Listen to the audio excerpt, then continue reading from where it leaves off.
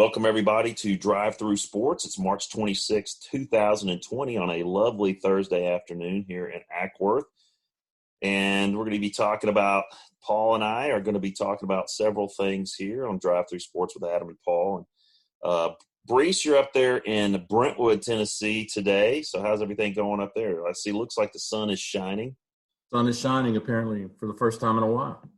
Yeah, we had some really bad storms roll through here, and yesterday was the first time I'd seen the sun in about 5 days.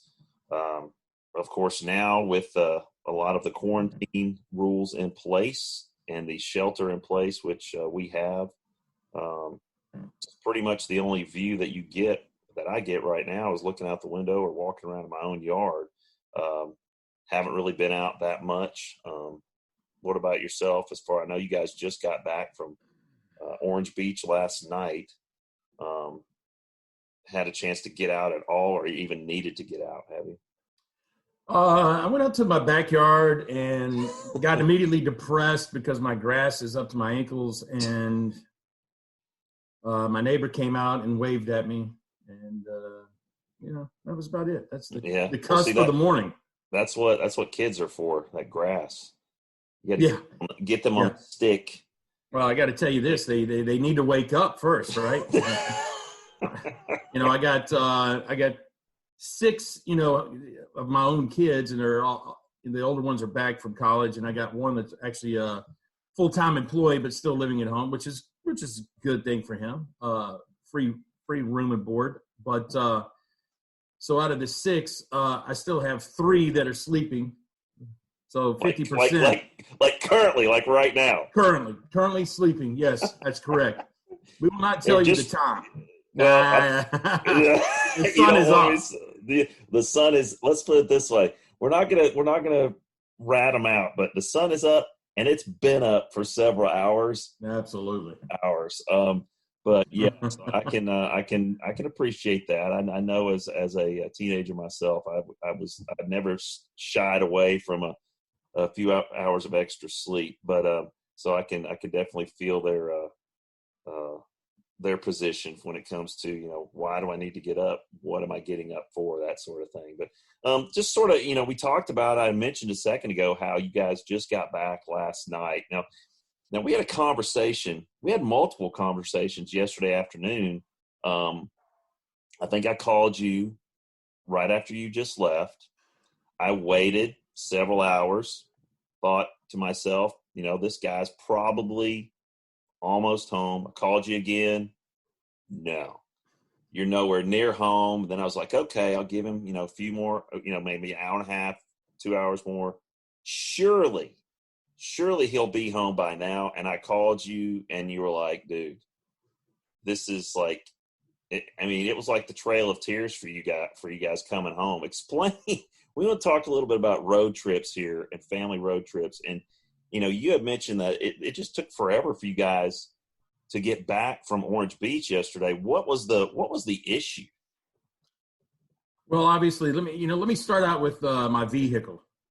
And transporting 8 people can be kind of a burden. But if you have a 12-passenger van, then it becomes another obstacle. But obviously, that entails, problem number one. Driving a 12-passenger van, a white van that looks like a painter's van, is always a fun thing. I've tried for many years to try to ask my kids if I can get rid of it, but there's some sentimental value to it that holds the many trips that we have held in that van from Washington, D.C. to San Antonio to Orlando, and they feel like we need to hang on to it. So I texted a friend of mine who was down at the beach with me, who had left about 4 or 5 days prior, and I said, hey, how was the traffic? He said, all clear. Rolling through Alabama can be a concern when you hit Birmingham, and that usually puts a 45-minute delay in your arrival. He said, no traffic in Birmingham. Second, he says, you may want to bring some toilet paper with you on your ride home. I said, what do you mean? He said, people are stealing the toilet paper from the gas station's bathrooms. So I told my wife, and we had a 8-pack with us ready to go. The third thing he says is, hey, not all the restrooms are open. Now, I have a couple of teenage daughters, and they are what I would say frequent trip stoppers. So, with that being said, I had to give them the mindset of, all right, guys, when you go, you got to make sure everything is emptied out because we don't know where the next stop is. So, here we go. We're out of there. Dismissal, and obviously my mother-in-law is still at the beach. We, when we show up and we take off, I come from a family where my wife feels like she needs to stand in the driveway and wave for multiple minutes.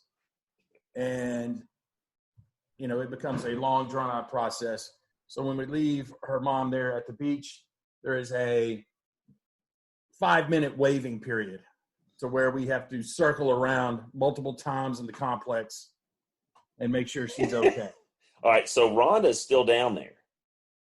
My mother-in-law is still down there holding down the fort. Obviously, she lives in Nashville, but she says, you know what? You people up there in Nashville seem pretty depressed. I'm gonna hang in the beach. and hey, kudos for her. Yeah, so, absolutely.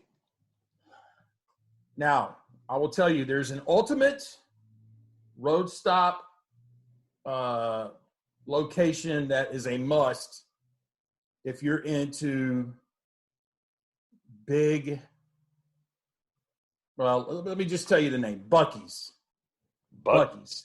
Is this like a restaurant or what? It is a gas station / store that was based out of Texas. And they built one on our way home from the beach on the border of the Alabama-Florida line, and we pass it.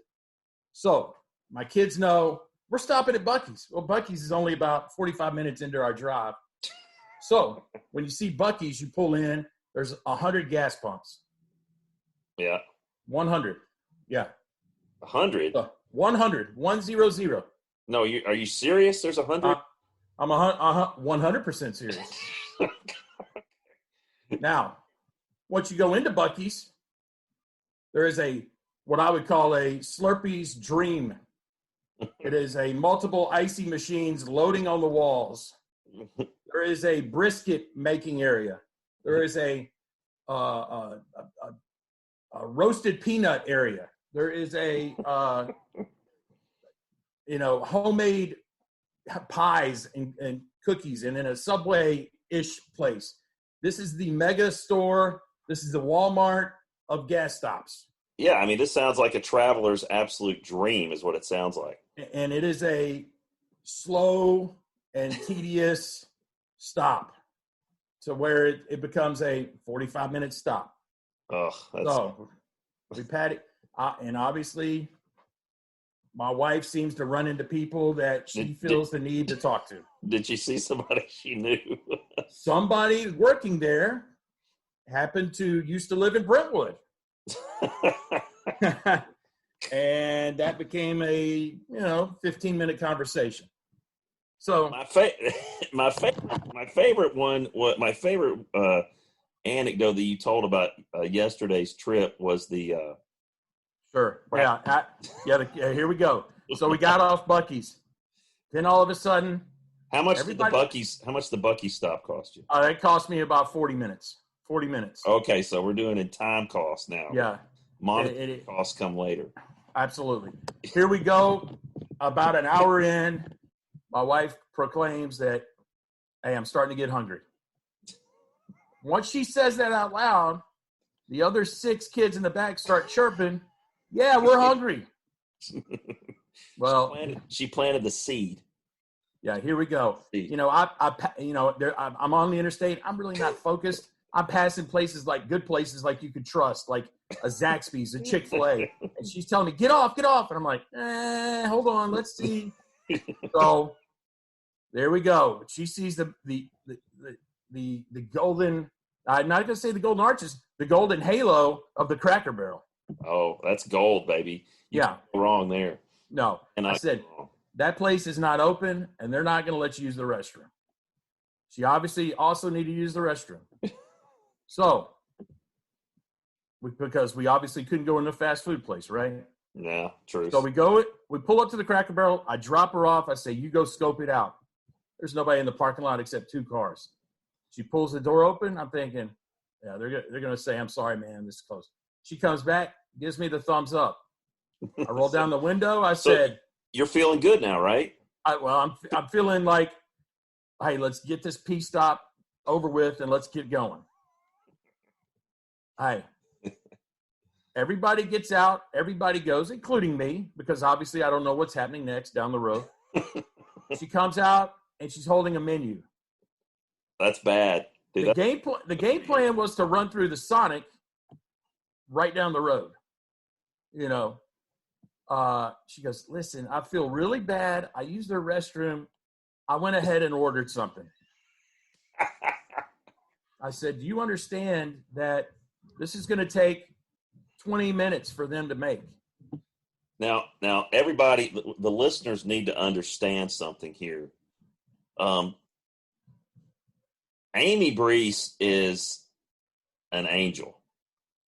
And oh yeah, absolutely. You guys got to understand something about her as an individual. She has never met a stranger.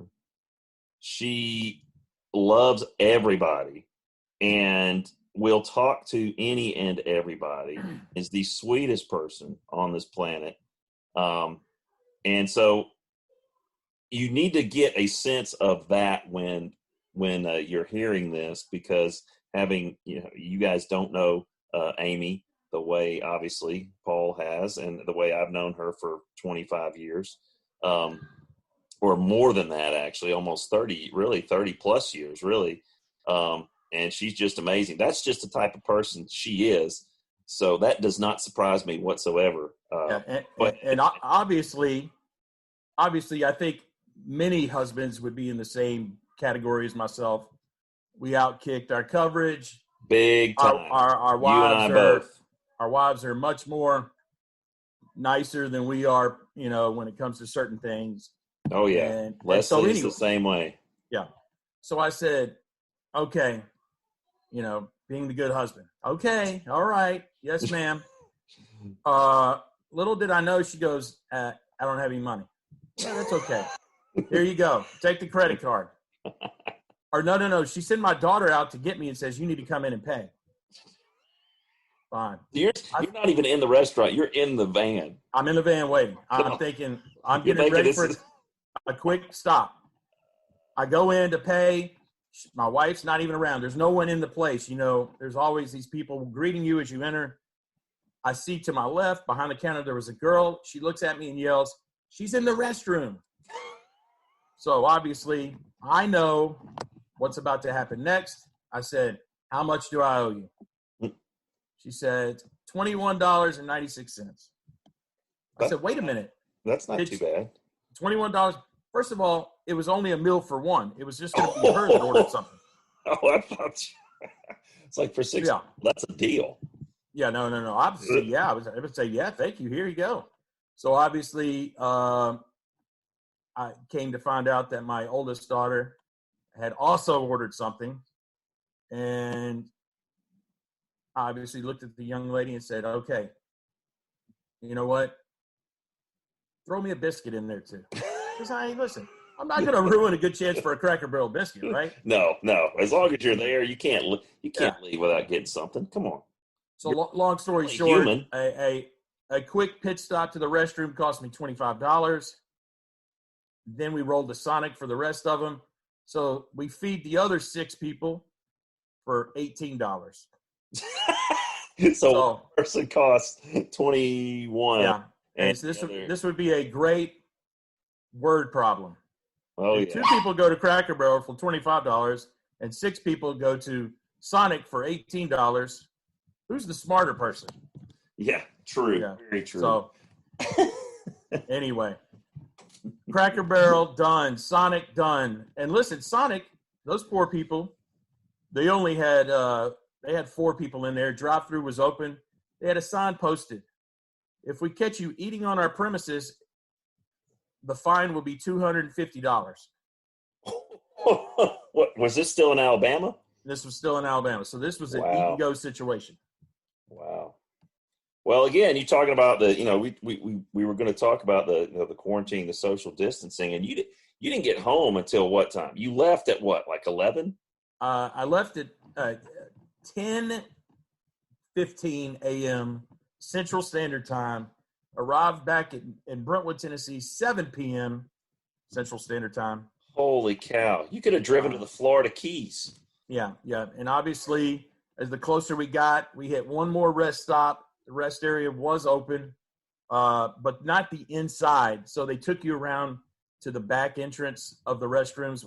Kind of shady, but obviously it worked out for everybody. Then we hit and we start moving into Brentwood, and obviously here comes the next statement. What are we doing for dinner? Because you've been gone for 2 weeks. Sure. So there's nothing at the house that's edible. Well, no, my 2 sons were still at the house, but anyway. Well, they hadn't gone to the store. Come on. No, absolutely not. Or clean the toilets for that matter. No, let's be real. Yeah, so we roll through the Little Caesars. All right, Little Caesars, hot and ready. I'm thinking this is going to take 2 seconds. There's a delay. My wife's standing in there. She's standing in there. I can see her through the window. They do allow her to go in and order. I get, as a good husband would do, I start getting a little frustrated. I'm like, what's going on? I walk in, and the man behind the counter announces, I'm sorry, our computer just crashed. So much for the hot and ready. Hot and ready. The hot Correct. So not blinking at this point. After the Cracker Barrel stop, which was about another 45 minutes, after the Little Caesar stop, which was about another 30 minutes, and an occasional stop to use the restroom, it became a long trip, Adam. We're talking about 9+ hours. That was 6 hours, 45 minutes, 7 hours usually. Wow. Well, and there was no traffic. There was no traffic in the way at all. This was the one time I've been to the beach where there was no traffic. Wow, that's crazy. That's crazy, and I'm sure our listeners can at least relate to that in some way, shape, or form. But talking about traffic and vehicles, you talked about your connection to the white panel van, the passenger van that you guys have had for so many years. What's your favorite vehicle?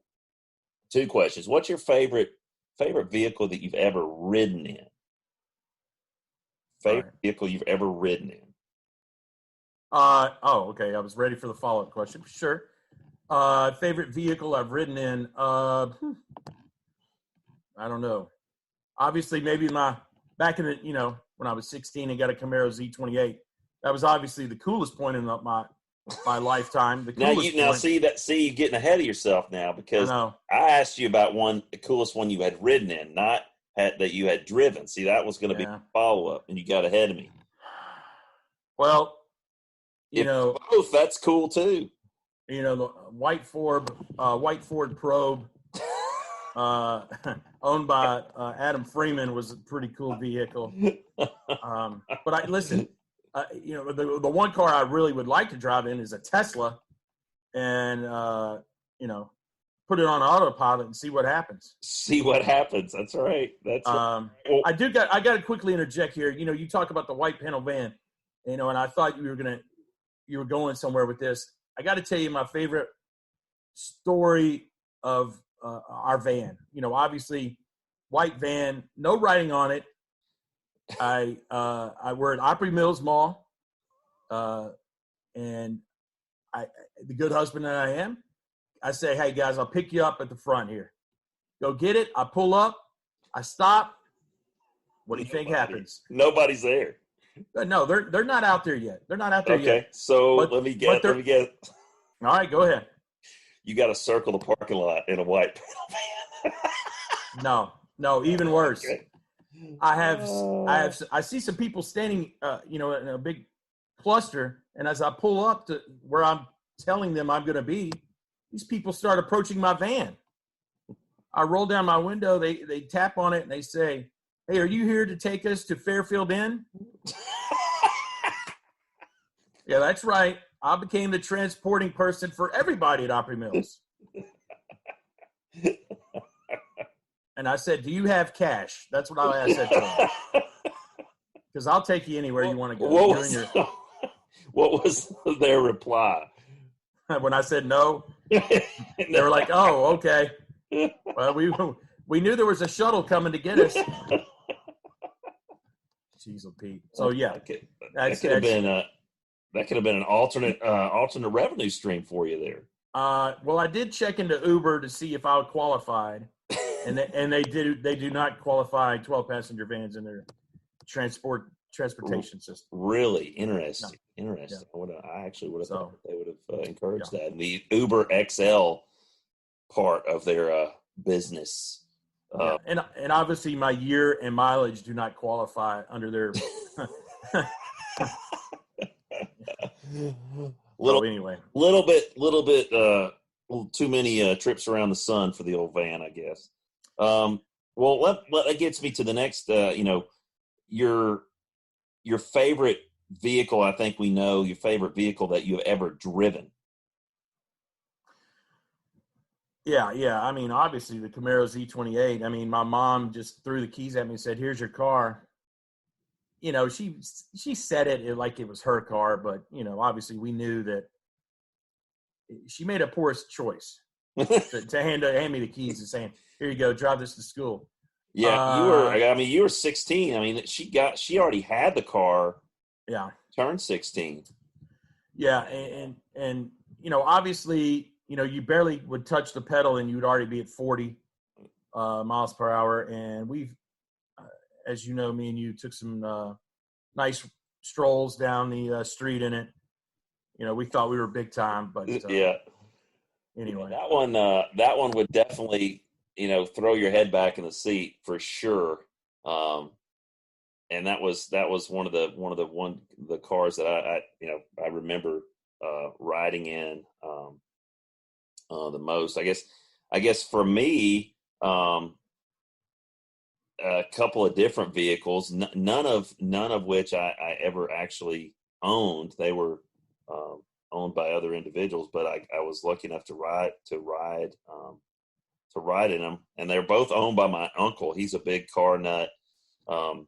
He would restore classic cars, Chevys primarily. He's a big Chevy guy, big bow tie guy, and probably my favorite car that I ever rode in was a 1982 L82 Corvette that he had. It was white, T-tops, and I remember us cruising around that thing when I was about 11 or 12 years old, and that thing was, it was loud.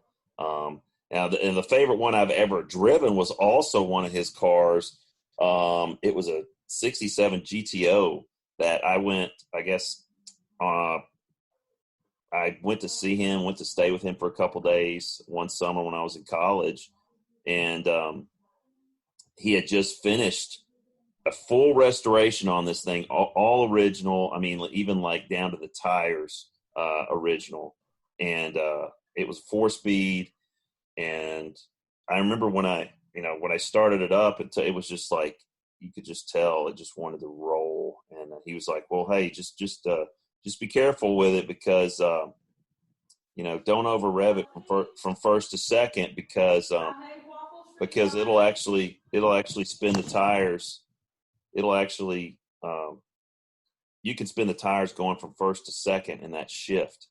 That's how much power it had." And that's been my favorite one to drive, but also it was the one that scared me the most. I've never been scared in a vehicle until I drove that car, and that thing just power for days. But it was a lot of fun to drive. Now, as we talk about your road trip and some of the cars that we love to drive, and obviously this is drive through sports. the main part that's coming through right now is, we've got no contests, we've not got no games, and we've just heard word that they are officially postponing the Olympics to next year. I think that's prudent. I think that's the right thing to do. Paid it for the athletes who've been ramping up everything up until this point. I mean, I'm pretty sure you're going to agree with me that that's the right call. What do you think about that? And give me some of your insights, Paul, on just, moving the Olympics that we're going to start in July. Yeah, I mean, obviously, if they would have continued on, I mean, half the countries probably would not have participated, and it would have been the old Olympics with an asterisk.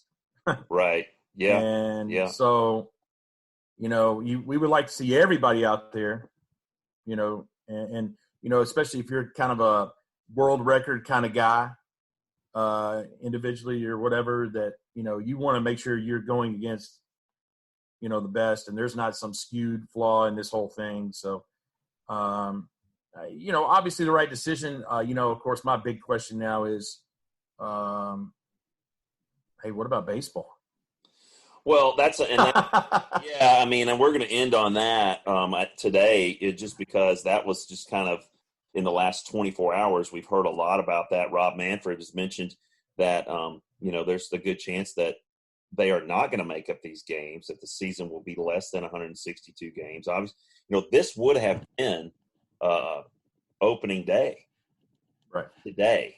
And this actually would have been our, Terry and I would have broadcast our first high school baseball game today, but it got canceled, obviously, with a lot of other things too. But this would have been opening day.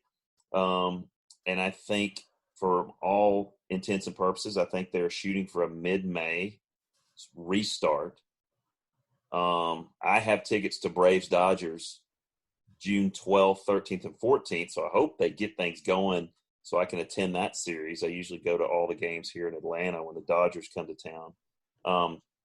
But there was even a theory that they would try to get all 162 in and play into December. I don't think that's something that they want to do, because then you're competing with college football playoff, NFL, NBA, the other seasons, which we're going to assume that they're going to start.